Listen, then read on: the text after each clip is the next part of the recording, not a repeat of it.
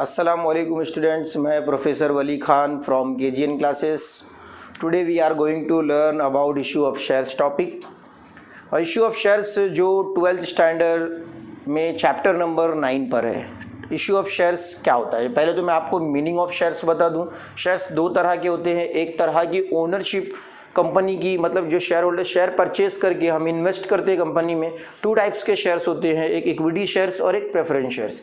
दोनों में डिफरेंस ये है, इक्विटी शेयर्स में जो आपका डिविडेंड होता है वो फ्लक्चुएट होता है, मतलब एक फिक्स अमाउंट ऑफ डिविडेंड आपका फिक्स नहीं होता है, वो depend upon profit of the company. Company के प्रॉफिट पे डिविडेंड आपका कम ज़्यादा होते रहता है।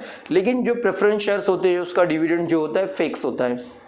तो आज हम ये सीखेंगे कि कंपनी किस तरह से रिकॉर्ड प्रिपेयर करती है और ये शेयर इशू करना, मतलब आपको क्या लगता है इशू ऑफ शेयर्स के टॉपिक का नाम सुनते ही आपके माइंड में आता होगा कि ऐसे रोड पर टेबल लगाकर जैसे सिम कार्ड बेचते वैसे रख के बेच दिए और शेयर्स का बोर्ड लगा दिए कि भाई आओ शेयर्स खरीदो, कुछ इस तरह से आपके माइंड में आता होगा। क्योंकि जब मैं पहले भी सुनता था कि करेंसी जो कौन इशू करता है, RBI है ना, रिजर्व बैंक ऑफ इंडिया, तो मैं सोचता था कभी भी सेंट्रल बैंक के पास से गुजर होता तो ऐसा आवाज़ आएगी खटपट और आजू बाजू में ऐसे चिल्लर पड़े होंगे और नोट यहाँ वहाँ उड़ रहे होंगे, क्योंकि वहाँ पर नोट बनती है ना।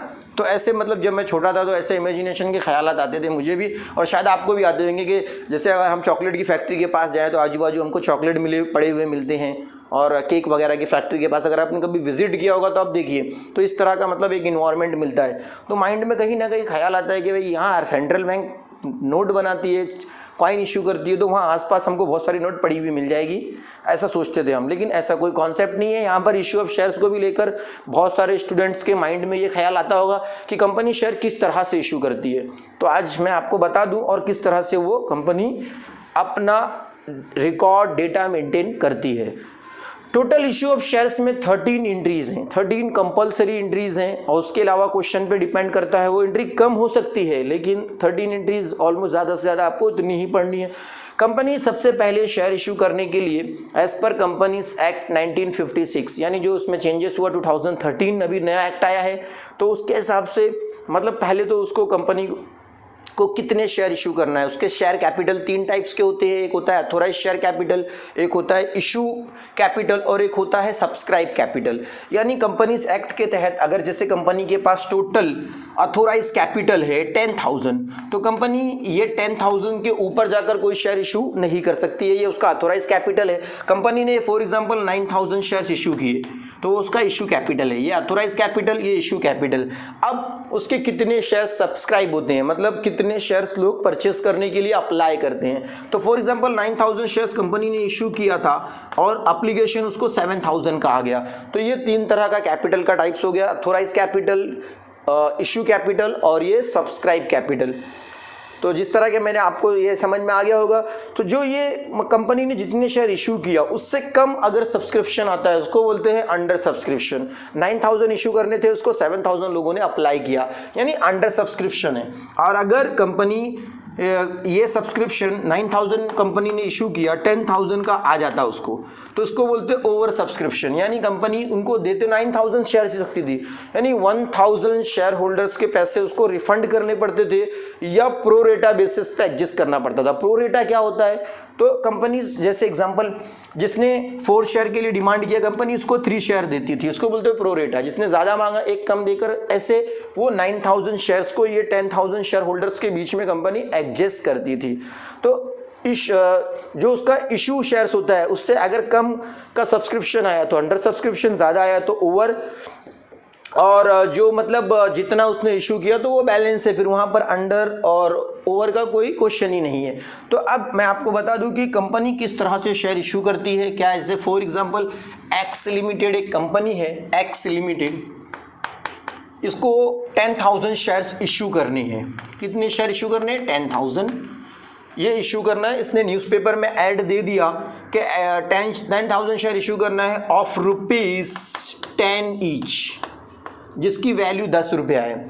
तो कंपनी ने किस तरह से ऐड दिया, at the time of application, यानी जब लोग अप्लाई करेंगे तो कंपनी को कितना पे करना है, 2 पर share. At the time of allotment, यानी जब कंपनी शेयर्स उनको अलॉट करेगी, यानी कंपनी उनके हाथ में हैंड ओवर कर देगी, तब उनको 2 रुपीज़ पे करना है।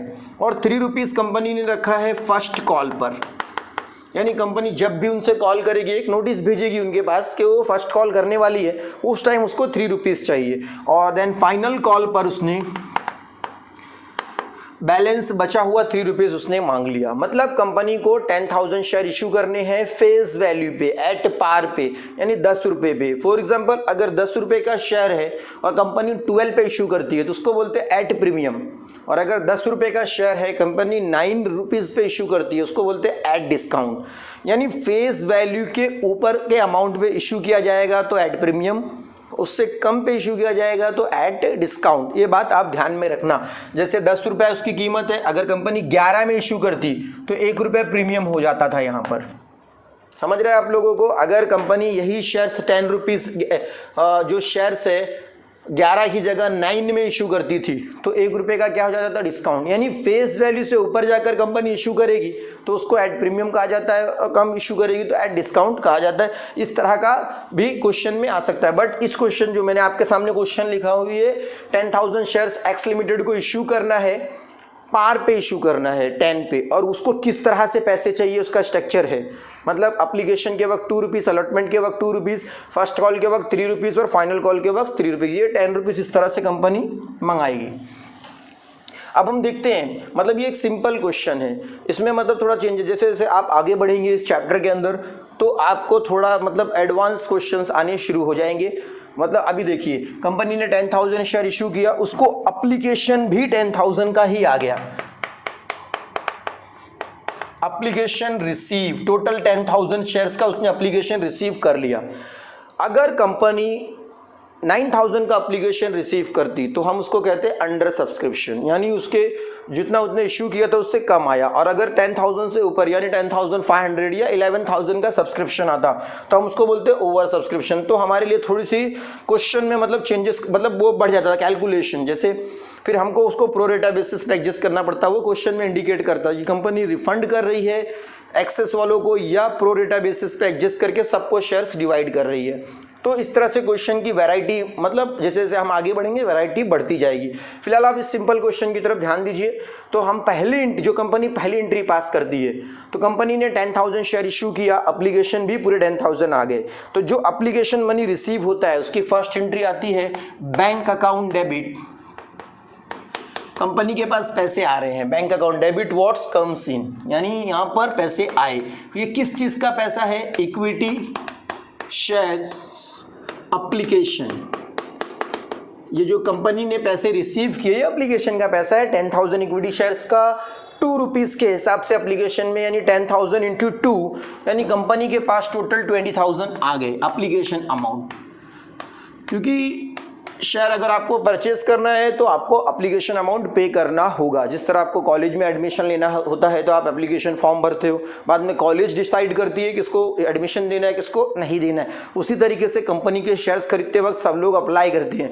अब जितने लोगों ने अप्लाई किया, ज़रूरी नहीं है कि कंपनी सबको शेयर्स अलॉट करे। कंपनी कुछ किसी को नहीं देना चाहे तो नहीं दे सकती है। समझ रहे आप लोग? कोई भी चीज़ लेने से पहले हमको उस चीज़ के लिए क्या करना पड़ता है? अप्लाई करना पड़ता है, अपनी राय दिखानी पड़ती है कि भाई हम इस चीज़ के लिए इंटरेस्टेड हैं। तो यानी पूरा 10,000 लोगों ने अप्लाई किया और वो एप्लीकेशन मनी 2 पर शेयर है। तो 10,000 इंटू 2 पैसे आए, बैंक अकाउंट डेबिट कहां से आए? Equity share application. तुरंत कंपनी वो एप्लीकेशन पैसे को ट्रांसफर कर देगी शेयर कैपिटल में। Equity share application account debit to equity share capital. मतलब ये जो पैसा है ये कैपिटल का पार्ट है। Equity share application account debit to equity share capital. ये 20,000 कंपनी शेयर कैपिटल में ट्रांसफर कर देगी, क्योंकि ये जो थोड़ा सा अमाउंट आया है ये कहीं ना कहीं ये पूरे कंपनी, मतलब जो टोटल मतलब कंपनी के पास ये 10,000 शेयर्स के 10 रुपीज़ के हिसाब से 1 लाख आने हैं, तो उसी का एक पार्ट आ चुका है 20,000। ठीक है, तो ये आपकी हर एक ट्रांजेक्शन, मतलब इसकी 2 एंट्री, इसकी 2 एंट्री, इसकी 2 एंट्री, इसकी 2 एंट्री, टोटल 8 एंट्री जो बेसिकली कंपलसरी है वो आप सीख सकते हैं आज। ठीक है, तो अभी जब कंपनी ने लोगों ने अप्लाई किया, अब टाइम आ गया शेयर्स अलॉट करने का। तो अलॉटमेंट में भी 2 रुपीज़ रखा है कंपनी ने 10,000। तो कंपनी पहले उनको एक नोटिस भेजेगी कंपनी उनको कि भाई अलॉटमेंट का पैसा equity share allotment account debit to equity share capital. Equity shares allotment account debit to ये रिमाइंडर की एंट्री है, इक्विटी शेयर कैपिटल। इस तरीके से कंपनी उनको एक रिमाइंडर भेजती है जिसको हम लोग ड्यू की एंट्री बोलते हैं। 20,000 नोटिस कंपनी ने शेयर होल्डर्स को भेज दिया, अब वो पैसे मिल गए। Bank account debit to equity share allotment. बहुत ही सिंपल टॉपिक है, अगर आप ये एंट्री भी याद कर सकते हो, आप खाली बस घर पे बैठकर थोड़ी सी प्रैक्टिस करना हर एक की। मतलब जब कंपनी के सबसे पहला जो एंट्री होगा, ऑलवेज कोई भी क्वेश्चन आप सॉल्व करो यही एंट्री आएगा। अमाउंट चेंज होगा, डिपेंड क्वेश्चन पे होगा। Bank account debit to equity share application, उसको हम ट्रांसफर कर देंगे। अब जब ये पैसे मांगना है तो रिमाइंडर एंट्री भेजनी पड़ेगी, रिमाइंडर एंट्री पास करनी पड़ेगी हमको, equity share allotment account debit to equity share capital. और बाद में ये जो अलॉटमेंट का पैसा है वो हमने रिसीव कर लिया, यानी 10,000 इंटू 2 ये आ गया, bank account debit to equity share allotment. Then अब कंपनी जब भी उनको फ्यूचर में कॉल करेगी उसको कहेंगे फर्स्ट कॉल, उसकी भी ड्यू एंट्री रिसीव एंट्री, इसकी भी ड्यू एंट्री रिसीव एंट्री। एकदम सिंपल सा है, आप थोड़ा सा दिमाग लगाएंगे आपको खुद समझ में आएगा ये topic. Equity share first call account debit to equity share capital. यहाँ पर कंपनी ने इक्विटी शेयर फर्स्ट कॉल किया है, किस चीज़ का ये फर्स्ट कॉल है, तो शेयर कैपिटल का पार्ट है वो। 10,000 इंटू 3 यानी यहाँ पर 30,000 आना चाहिए। ये कंपनी ने कॉल किया, देन उसको रिसीव किया कंपनी ने, bank account debit to equity share first call. यहाँ पर कंपनी ने कॉल किया और 30,000 का अमाउंट रिसीव भी कर लिया। हर एक की 2-2 एंट्री होती है, जैसे इसकी 2 एंट्री, इसकी 2 एंट्री, इसकी 2 एंट्री। अब last final call due and receive. Entry number 7 equity share final call, equity share final call account debit to equity shares capital. Final call 3 rupees से 10,000 इंटू 3 30,000 का फाइनल कॉल है company ने जो किया share holder से। अब company ने उसको भी रिसीव कर लिया है, बैंक अकाउंट डेबिट, यानी कंपनी उनको नोटिस भेजती है भाई आप पैसे दो, उन्होंने पैसे पे कर दिया, पैसे आ गए बैंक अकाउंट डेबिट। काहे से आए पैसे, किस चीज़ के पैसे हैं, ये तो इक्विटी शेयर फाइनल कॉल के पैसे है, इक्विटी शेयर फाइनल कॉल। जैसे नॉर्मली हमारे पास भी पैसे आते हैं तो हम बताते हैं ना कि ये पैसे इस चीज़ के हैं, इसी तरह कंपनी भी bank account debit to equity share final call 30,000। तो ये बेसिकली सिंपल क्वेश्चन था जो अंडरस्टैंडिंग पर्पस के लिए, कॉन्सेप्ट के लिए आपको बताना था कि ये 12th स्टैंडर्ड में जो ये चैप्टर बुक कीपिंग में आपके चैप्टर नंबर 9 पे रखा गया है, इश्यू ऑफ शेयर्स, इसके रिगार्डिंग थोड़ा सा कॉन्सेप्ट क्लियर करना था आप लोगों का। और इसी तरीके से आगे का भी जो क्वेश्चन है वो मैं आपको लगातार भेजता रहूँगा सॉल्व करके। बस आप लोगों से यही रिक्वेस्ट है कि इस वीडियो को ज़्यादा से ज़्यादा 12th स्टैंडर्ड 12th कॉमर्स के लोगों तक पहुँचाएँ, स्टूडेंट को पहुँचाएँ, शेयर करें, सब्सक्राइब करें और लाइक भी करें। और अगर आपको कुछ डाउट्स हो तो हमारे कमेंट बॉक्स में जा कर के अपने डाउट्स भी आप पूछ सकते हैं, क्वेश्चन करिए, आपके सारे डाउट क्लियर किए जाएंगे। खुदा हाफिज़।